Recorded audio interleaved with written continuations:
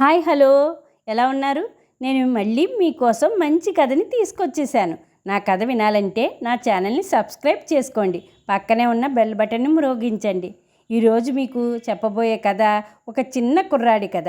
తల్లిదండ్రులు చెప్పిన మాట వినకుండా ఈ పిల్లవాడు ఎలాంటి తంటాలు పడ్డాడో చెప్పే కథ ఈ కథ. ఒక ఊళ్ళో ఇద్దరు దంపతులకు ఒకానొక పిల్లవాడు ఉన్నాడు.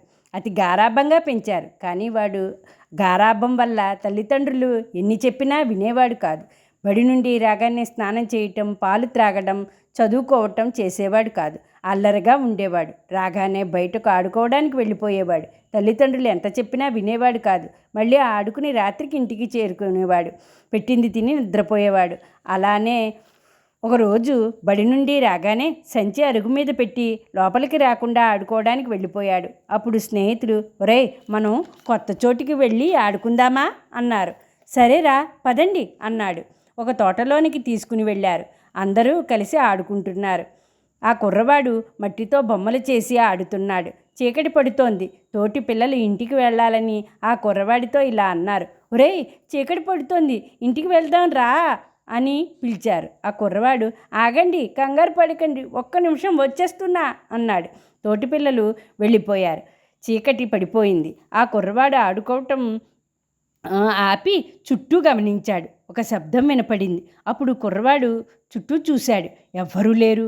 భయపడ్డాడు. అరిచాడు. ఎక్కడున్నారు అని అరిచాడు.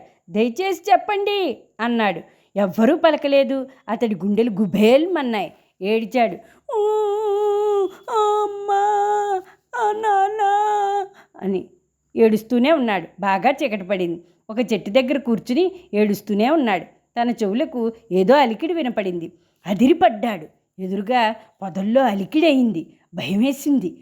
తన 2 గోళిక్కాయల్లాంటి కళ్ళు కనిపించాయి. వెంటనే భయంతో ఆ చెట్టుని ఎక్కుతూ ఉంటే పొట్టంతా గిరిగిపోయింది. పాపం, చెట్టు ఎక్కడం రాదు కదా, మరి ఎలాగైతేనేమి చెట్టెక్కి కొమ్మ మీద కూర్చున్నాడు. కొంతసేపటికి ఆకాశం మెరవడం మొదలుపెట్టింది. ఇంకా భయం వేసింది. ఉరుములు పడసాగాయి. తనకి ఇంకా భయం వేసింది. ఉరుములంటే అసలే భయం. 2 చెవులు గట్టిగా మూసుకుని కళ్ళు మూసుకున్నాడు. అంతే. పెద్ద వర్షం కురుస్తూనే ఉంది. ఏం చేయాలో తెలియలేదు. ఒక పక్క ఏ జంతువు అరుపో విన్నాడు. అది ఒక భయం. అది ఏంటో, ఏం చేస్తుందో అనే భయం. వర్షానికి తడిచి ముద్దయిపోయాడు. ఒక పక్క చలి.